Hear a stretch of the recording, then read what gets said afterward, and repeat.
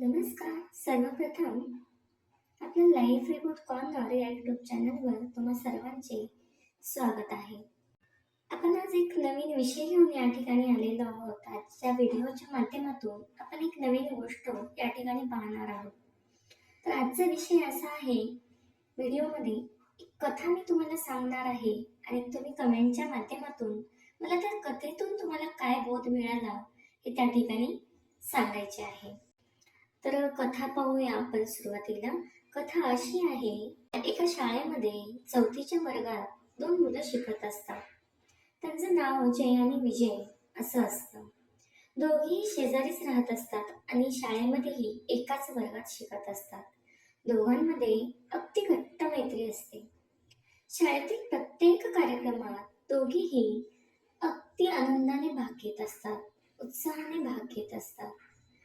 आणि प्रत्येक शाळेमध्ये दरवर्षी वार्षिक स्नेहसंमेलन असेल किंवा वार्षिक क्रीडा स्पर्धांचे आयोजन केले जाते.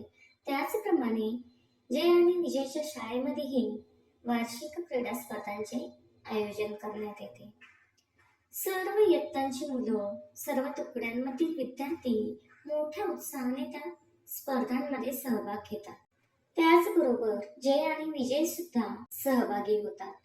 क्रीडा स्पर्धांमध्ये लिंबू चमचा हा खेळ तर तुम्हाला माहितीच असेल, नाही का? आपण लहानपणापासून लिंबू चमच्याची स्पर्धा पाहत येत आहोत. तर ती स्पर्धा त्या ठिकाणी ठेवलेली असते. जय आणि विजय या स्पर्धेमध्ये भाग घेतात. पहिल्या दोन्ही फेरीमध्ये पात्र ठरून दोघेही अंतिम फेरीसाठी निवडले जातात. अंतिम फेरीमध्ये एकूण 18 मुले निवडली जातात आणि त्या 18 मुलांमध्ये जय आणि विजय या दोघांचं नाव समाविष्ट असतं.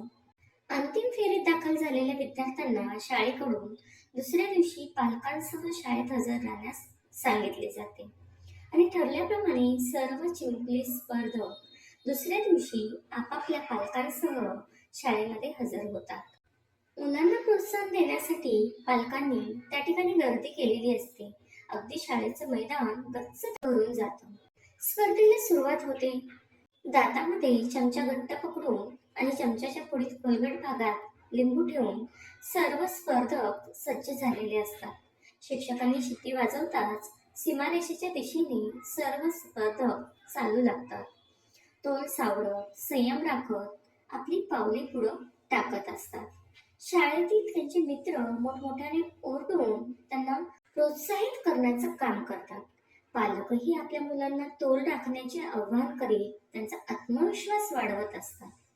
जिंकण्याच्या आशेने आणि आजूबाजूच्या स्पर्धकाच्या दडपणाखाली, म्हणजे तो पुढे तर जाणार नाही ना, जो तो आपापल्या परीने उत्तमपणे खेळ खेळत असतो. काही अंतरावर जाताच तोल सावरता न आल्यामुळे अनेक मुलांचे लिंबू जमिनीवर पडतात आणि ते त्या स्पर्धेमधून बाद होतात. मुले बाद झालेली पाहून पालक थोडेफार निराश होतात, परंतु उर्वरित स्पर्धकांमुळे स्पर्धेत आणखीनही रंगत असतेच. जय आणि विजय हे दोघेही त्या स्पर्धेत उत्तम प्रकारे टिकून राहतात. काही वेळाने स्पर्धेत जय, विजय आणि त्यांच्याच वर्गातील अजय हा मुलगा असे तिघेच उरलेले असतात. तिघांचेही पालक मोठमोठ्याने ओरडून मुलांना मार्गदर्शन करत असतात. तिघेही सीमारेषेच्या अगदी जवळ येतात. स्वतःचा तोल सावरून नियंत्रण ठेवत पुढे वाटचाल करीत असतात. तिघांपैकी प्रत्येकाला प्रथम, द्वितीय आणि तृतीय पारितोषिक तर मिळणारच असते, परंतु चढावड होते ती प्रथम कोण येणार याबाबत. जसजसे ते तिघी सीमारेषेच्या जवळ जातात तसतसा पालकांचा आवाजही वाढला जातो आणि अखेरीस निकाल लागतो. अजय प्रथम क्रमांक पटकावतो, तर त्यानंतर काही सेकंदाच्या फरकाने विजय द्वितीय तर जय हा तृतीय येतो. जय आणि विजयचा प्रथम क्रमांक गेल्याची खंत त्यांना लपवता येत नाही. ते थोडेसे नाराज होतात.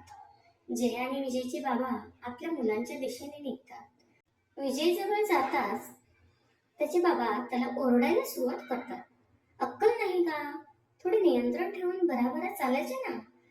तेव्हा हे वाक्य ऐकून विजय थोडासा नाराज होतो, हिरमुसला जातो.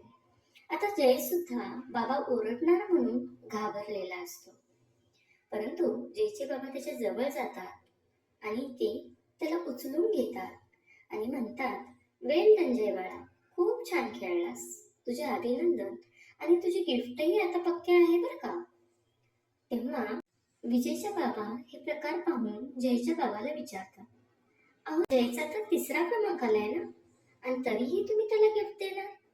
त्यावर जयचे बाबा हसतात आणि त्यांना म्हणतात, स्पर्धेमध्ये एकूण स्पर्धक किती होते बरं. तेव्हा विजयचे बाबा उत्तर देतात, एकूण 18 होते. जयचे बाबा म्हणतात, त्या 18 पैकी जयच्या मागे 15 होते आणि तो त्या 15 जणात पहिला आला ना. आणि राहिला पहिल्या क्रमांकाचा विषय, तर जय पुढच्या वेळेस नक्कीच पहिला येणार, हो ना जय. आणि जय हे वाक्य ऐकताच आनंदाने होकारात मान डोलवतो, आपल्या बाबांना कडकडून मिठी मारतो. आणि इकडे विजयच्या बाबांना मात्र आपली चूक लक्षात येते. हा प्रसंग आज प्रत्येक पालकांसाठी खूप मोठा संदेश देणार आहे. मुलांना त्यांच्या आवडत्या क्षेत्रात जाण्यासाठी तसेच स्वतःला सिद्ध करण्यासाठी पालकांनी प्रोत्साहन द्यावे. लक्षात ठेवा, जर मुलगा नंबर 1 ठरावा असे वाटत असेल ना, तर पालकांनीही नंबर 1 बनायला पाहिजे. या ठिकाणी आपली कथा संपते आणि तुम्ही मला या कथेच्या माध्यमातून तुम्हाला काय बोध मिळाला हे कमेंटच्या माध्यमातून नक्की सांगा. कथेचा उद्देश काय हे तर मी पुढच्या व्हिडिओमध्ये थोडक्यात सांगेलच. तर धन्यवाद. आपल्याला जर व्हिडिओ आवडला असेल तर शेअर करा आणि सबस्क्राईब करा. थँक्यू.